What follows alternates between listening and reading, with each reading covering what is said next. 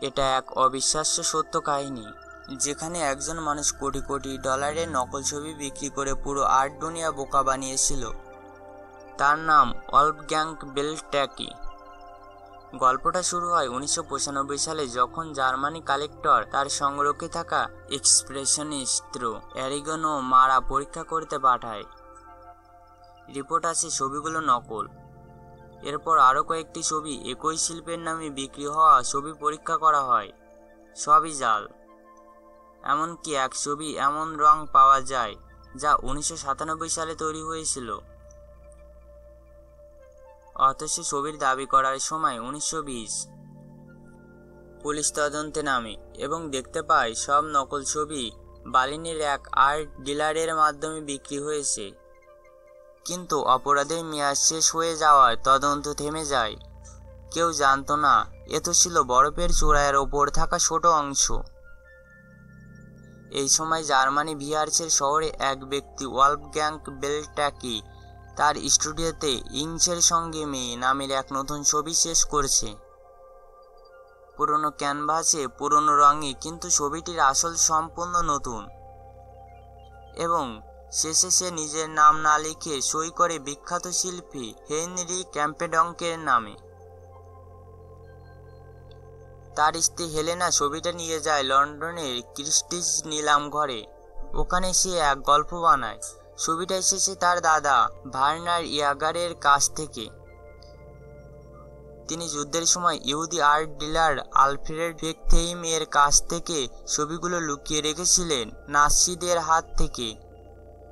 গল্পটা শোনার পর সবাই বিশ্বাস করে নেয়, কারণ বেকথেইম আসলে ছিলেন বাস্তব চরিত্র।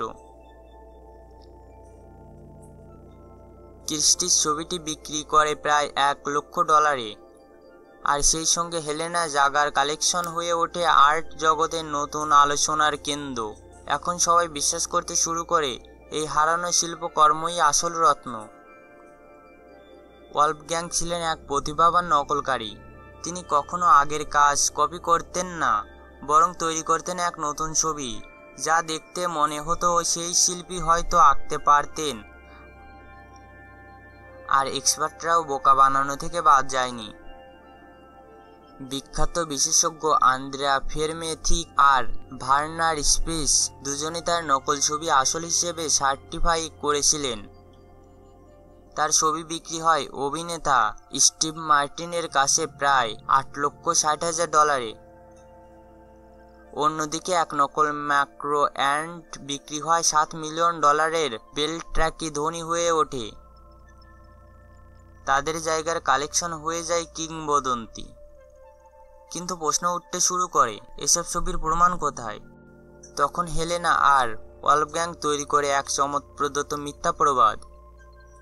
হেলেনার দাদির পোশাক পরিয়ে নকল ছবির সামনে বসিয়ে 1930-এর দশকের মতো সাজানো ফটো। সেটাই প্রমাণ হয়ে যায় কালেকশনের ঐতিহাসিক ছবি। সব কিছু ঠিকঠাক চলছিল 2006 সাল পর্যন্ত। এবার তারা তৈরি করে গোড়াদের সঙ্গে লাল ছবি নামে আরেকটি ক্যাম্পেডঙ্ক পেন্টিং, যা বিক্রি হয় $3 মিলিয়নের বেশি দামে। কিন্তু ক্রেতারা বিশ্লেষণ করতে গিয়ে ধরা পড়ে ছবিটার পেছনে বেকথেইম লেবেলটা আসলে একেবারে নকল। এমনকি রঙের মধ্যেও ছিল আধুনিক টাইটেনিয়াম হোয়াইট, যা সেই যুগে ছিল না। এক বিশেষজ্ঞ রাবজেন্টার খুঁজে বের করে আরও 15টা ছবির যেগুলোর পেছনে একই নকল লেবেল। আর তখন পুরো গল্পটাই ভেসে পড়ে। দেখা যায় হেলেনা দাদা তখন ছিলেন কিশোর বয়সে, আর পরে নাৎসি পার্টির সদস্য, মানে বেকথেইমের সঙ্গে বন্ধুত্বের গল্পটাই ছিল বানানো। পুলিশ ফোন ট্যাপ করে জানতে পারে ওলফগ্যাংই বিশাল জালিয়াতির মূল কারিগর। এরপর অভিযান চালিয়ে ওলফগ্যাং হেলেনার বোন জ্যানেট আর বন্ধু অটো সবাইকে গ্রেপ্তার করা হয়। তারা আদালতে 14টা নকল ছবির দায় স্বীকার করে। ওলফগ্যাং পায় 6 বছরের সাজা, হেলেনা আর অটো 4 বছর করে। কিন্তু তারা খোলা জেলে ছিল, দিনে কাজ রাতে ফেরা।